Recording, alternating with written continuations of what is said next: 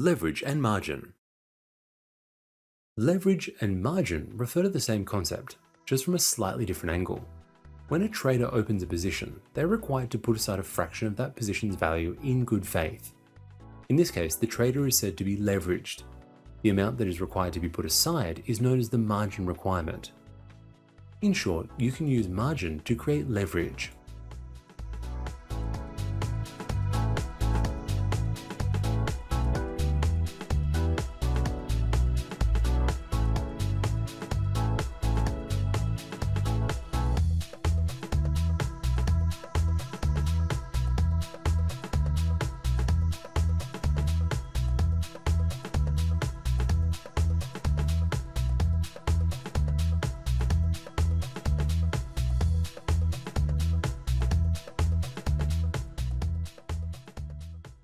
While many traders know of the words leverage and margin, very few actually understand what they are, how they work, and how it can directly impact their ROI.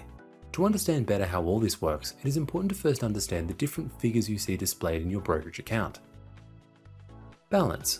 This is the cash sitting in your brokerage account from deposits, withdrawals, and closed trades.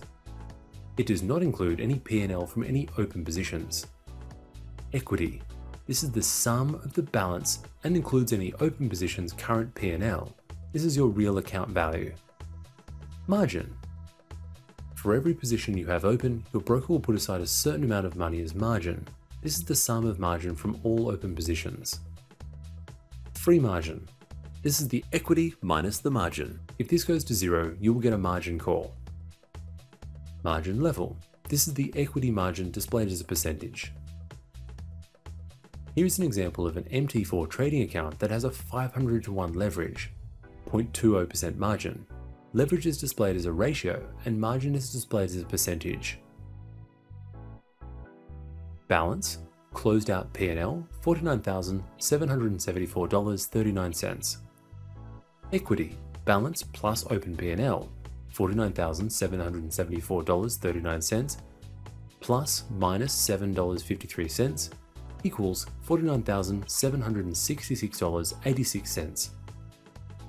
Margin, 0.20%, 500 to 1 leverage, of the open position price, $119,291 times 0.20% equals $238.58. Free margin, equity minus margin, $49,766.86 minus $238.58 equals $49,528.28. Margin level, equity divided by margin, $49,766.86 divided by $238.58 equals 208.5944 or 20,859%. Leverage. Let's say you bought one standard lot of the Euro-US dollar pair at 1.0515 and then later sold it at 1.0715. You would have made a 200 pip profit. Sweet! If you used no leverage, 1-to-1 or 0% margin, you would have had to use $105,150. The 200 pip profit would be $2,000. Return on investment, 1.9%. Not too bad. If you used 400 times leverage, 400-to-1 or 0.25% margin, you would only have to have $262.88 in your bank account. The 200 pip profit would still be $2,000. Return on investment, 760.8%. Wow! That is a massive difference in ROIs, and the trader did nothing different in the actual trade. They just used margin to leverage their results. Let's now take a look at the same example, but instead of making a 200 pip profit, we made a 200 pip loss. If you used no leverage, 1-to-1 or 0% margin, you would have had to use $105,150. The 200 pip loss would be $2,000. Trade loss as a percent, minus 1.9%. Yes, a loss, but not too bad. If you used 400 times leverage, 400-to-1 or 0.25% margin, you would only have to have $262.88 in your bank account. the 200 pip loss would still be $2,000. Trade loss as a percent, minus 760.8%. Wow again, but not for the good reasons. Obviously, your loss should not be more than what you have in your account, so really once it got close to 100% loss, your broker would give you a margin call. And if you did not deposit more margin, funds, they would close out the position for you, stopping you losing more than what you had in your account. And in this case, you have only lost $262.88, what you had in your account. But if you used the same 400 to 1 leverage on the $100,000 account, the same thing still would have happened. Account gone. If you used 400 to 1 leverage, or 0.25% margin, and used the same $105,150, you could have traded 400 lots. The 200 pip loss would be 2,000 times 400, $800,000. Trade loss as a percent, 760.81%.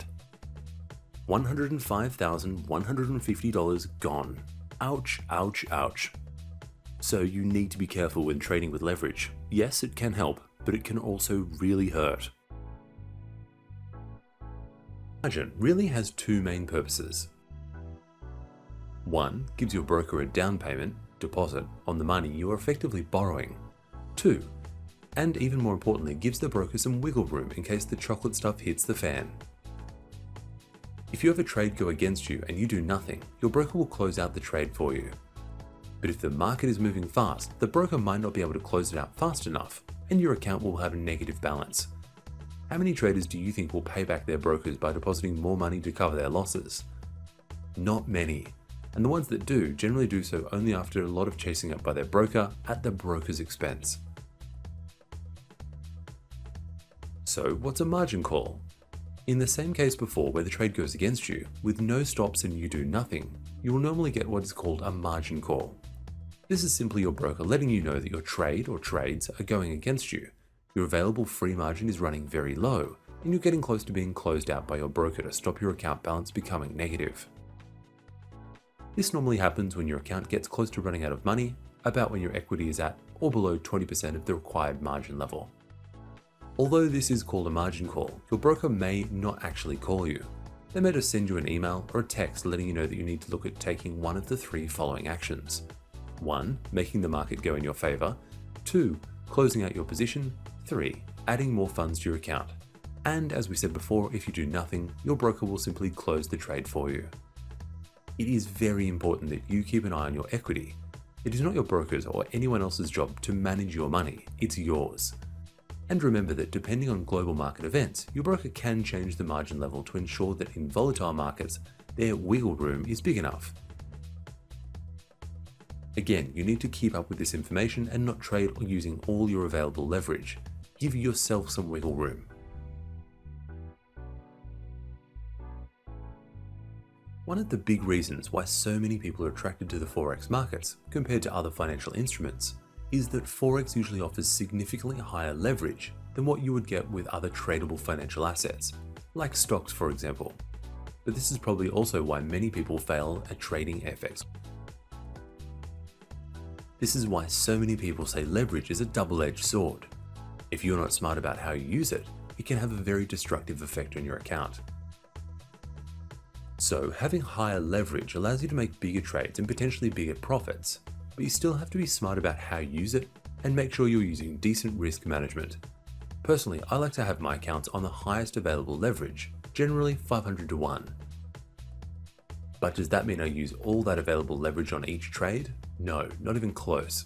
I follow very strict risk management rules that does not let me risk more than 2% on any single trade. But using leverage allows me to open several different, uncorrelated trades at the same time and means that I do not have too much of my overall wealth sitting in a brokerage account earning me no interest. Makes my money work harder for me.